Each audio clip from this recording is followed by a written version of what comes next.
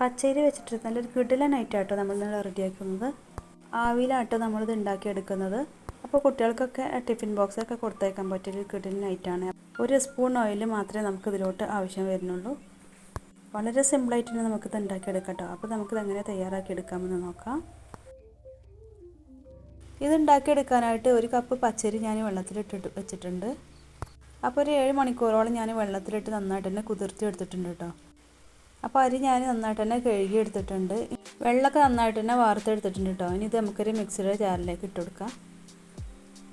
അത് ഫുള്ളായിട്ട് തന്നെ നമ്മളിത് മിക്സിയുടെ ജാറിലേക്ക് ഇട്ട് കൊടുത്തിട്ടുണ്ട്. ഇതിലോട്ട് ഇനി നമുക്കൊരു മുട്ട പൊട്ടിച്ച് ഒഴിച്ച് കൊടുക്കാം.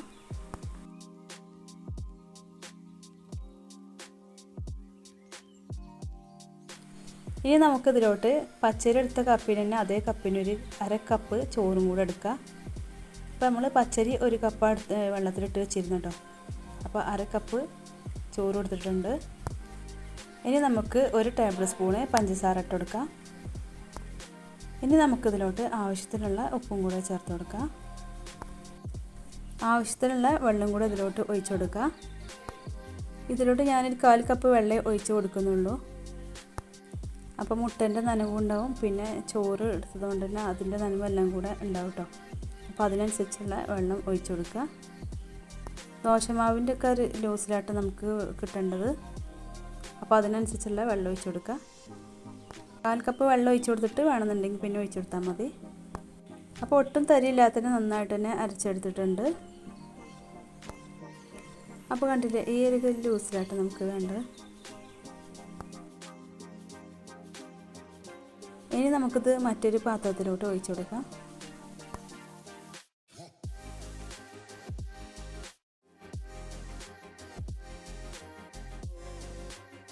ഇനി നമുക്കിതിലോട്ട് 2 ടേബിൾ സ്പൂണ് റവ ഇട്ട് കൊടുക്കാം.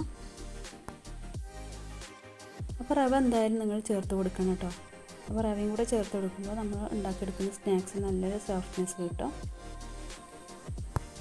അപ്പോൾ റവയും കൂടെ ചേർത്ത് കൊടുത്തതിന് ശേഷം നന്നായിട്ട് തന്നെ മിക്സാക്കി എടുക്കാം.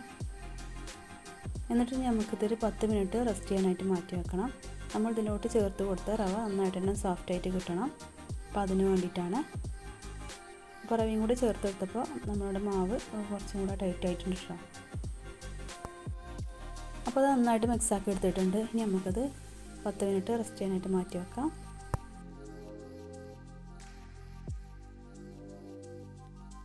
ഇനി നമ്മളിവിടെ കുറച്ച് ചിക്കന് ചെറുതായിട്ടൊന്ന് കട്ട് ചെയ്തെടുത്തിട്ടുണ്ട്.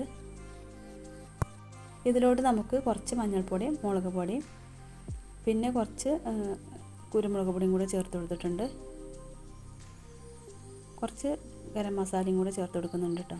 ഇനി ആവശ്യത്തിനുള്ള ഉപ്പും കൂടെ ചേർത്തിട്ട് നന്നായിട്ട് തന്നെ കുഴച്ചെടുക്കുക.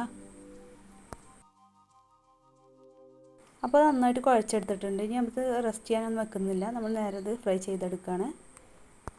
അപ്പോൾ ഫ്രൈ ചെയ്തെടുക്കാൻ വേണ്ടിയിട്ട് ഇതാ കുറച്ച് ഓയിൽ വെച്ച് കൊടുത്തിട്ടുണ്ട് കേട്ടോ. എണ്ണ നന്നായിട്ട് തന്നെ ചൂടായി വന്നാൽ ഇതിലോട്ട് ഓരോ പീസായിട്ട് ഇട്ട് കൊടുക്കുക.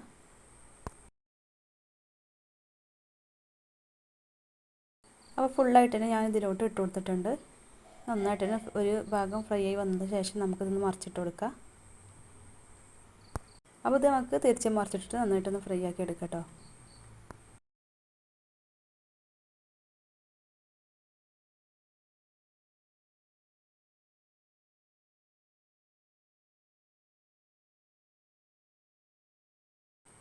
അപ്പോൾ ഇത് നന്നായിട്ട് തന്നെ ഫ്രൈ ആയിട്ട് വന്നിട്ടുണ്ട്. ഇനി നമുക്ക് ഫ്ലെയിം ഓഫ് ചെയ്യാം. അതേ പാൻ വീണ്ടും നമ്മൾ ചൂടാക്കാനായിട്ട് വെച്ചിട്ടുണ്ട്. ഇതിലോട്ട് നമ്മൾ 1 കപ്പ് സവാള ചെറുതായിട്ടൊന്ന് കട്ട് ചെയ്ത് ഇട്ട് കൊടുത്തിട്ടുണ്ട്. ഇനി നമുക്ക് സവാള നന്നായിട്ട് തന്നെ ഒന്ന് വാട്ടിയെടുക്കാം. പെട്ടെന്ന് വാടി വരാൻ വേണ്ടിയിട്ട് ഒരു 1/4 ടീസ്പൂൺ ഉപ്പും കൂടി ചേർത്ത് കൊടുത്തിട്ട് നന്നായിട്ട് തന്നെ വാട്ടിയെടുക്കാം. പിന്നെ ഇതിലോട്ട് 1 സ്പൂണ് ഇഞ്ചി വെളുത്തുള്ളിയും കൂടി ചതച്ചെടുത്തിട്ടുണ്ട്, അതും കൂടെ ഇട്ട് കൊടുക്കുകയാണ്. സവാള നന്നായിട്ട് തന്നെ വാടി വന്നിട്ടുണ്ട്. ഇനി ഇതിലോട്ട് നമുക്ക് 1 തക്കാളി ചെറുതായിട്ടൊന്ന് കട്ട് ചെയ്തെടുത്തിട്ടുണ്ട്, അതും കൂടെ ഇതിലോട്ട് ഇട്ട് കൊടുക്കാം. തക്കാളി നന്നായിട്ട് തന്നെ വാടി വരുന്നവരെ ഒന്നുകൂടി വഴറ്റിയെടുക്കാം. അപ്പോൾ നന്നായിട്ട് തന്നെ വാടി വന്നിട്ടുണ്ട്. ഇതിലോട്ട് ഇനി നമുക്ക് കുറച്ച് മസാലപ്പൊടികളൊക്കെ ചേർത്ത് കൊടുക്കാം. 1/4 ടീസ്പൂൺ മഞ്ഞൾപ്പൊടി ചേർത്ത് കൊടുക്കാം. പിന്നെ ഒരു 1/2 ടീസ്പൂൺ കുരുമുളക് പൊടി കൂടെ ഇതിലോട്ട് ഇട്ട് കൊടുക്കാം. 1/2 ടീസ്പൂൺ കാശ്മീരി ചില്ലി പൗഡറും കൂടെ ചേർത്ത് കൊടുത്തിട്ടുണ്ട്. എല്ലാം കൂടെ ചേർത്തിട്ട് നന്നായിട്ട് തന്നെ ഒന്ന് മിക്സാക്കി എടുക്കുക.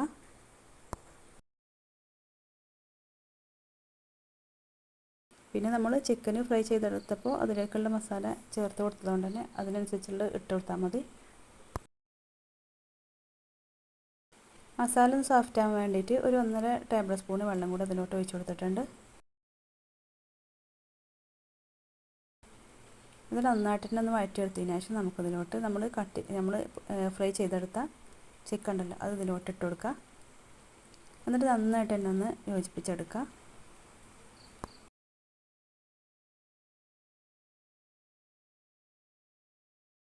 അപ്പോൾ അതെല്ലാം കൂടെ നന്നായിട്ട് മിക്സാക്കി എടുത്തിട്ടുണ്ട്. ഒരു തണ്ട് മല്ലിയിലയും കൂടെ നമുക്ക് ഇതിലോട്ട് കട്ട് ചെയ്തിട്ട് കൊടുക്കാം. ഇനി നമുക്ക് ഫ്ലെയിം ഓഫ് ചെയ്യാം.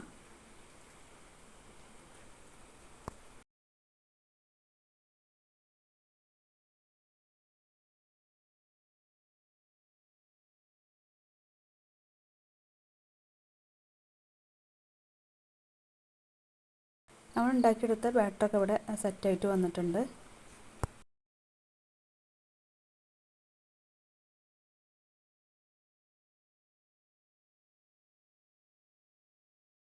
ഇനി നമ്മൾ സ്നാക്സ് ഉണ്ടാക്കിയെടുക്കുമ്പോൾ ഒന്ന് നന്നായിട്ടൊന്ന് പൊങ്ങി വരാൻ വേണ്ടിയിട്ട് ഒരു 1/4 ടീസ്പൂണ് സോഡപ്പൊടിയും കൂടി അതിലോട്ട് ചേർത്ത് കൊടുക്കുകയാണ്. നന്നായിട്ട് തന്നെ ഇളക്കിയെടുത്തതിന് ശേഷം നമുക്കിത് ഒരു ഇഡ്ഡലി തട്ട് അവിടെ എടുത്ത് വെച്ചിട്ടുണ്ട്. ഇതിന് ഉൾഭാഗത്തായിട്ട് നമുക്ക് കുറച്ച് ഓയിലോ നെയ്യോ എന്തെങ്കിലും ഒന്ന് ബ്രഷാക്കി കൊടുക്കുക. അപ്പോൾ അടിഭാഗത്തൊന്നും ഒട്ടിപ്പിടിക്കാതിരിക്കാൻ വേണ്ടിയിട്ടാണ്.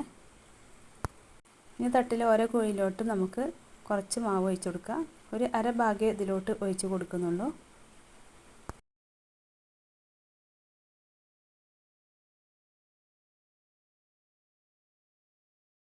ഇനി നമ്മൾ ഉണ്ടാക്കിയെടുത്ത മസാലക്കൂട്ട് ഓരോ കുഴിയിലായിട്ട് കുറേശ്ശായിട്ട് വെച്ച് കൊടുക്കുക.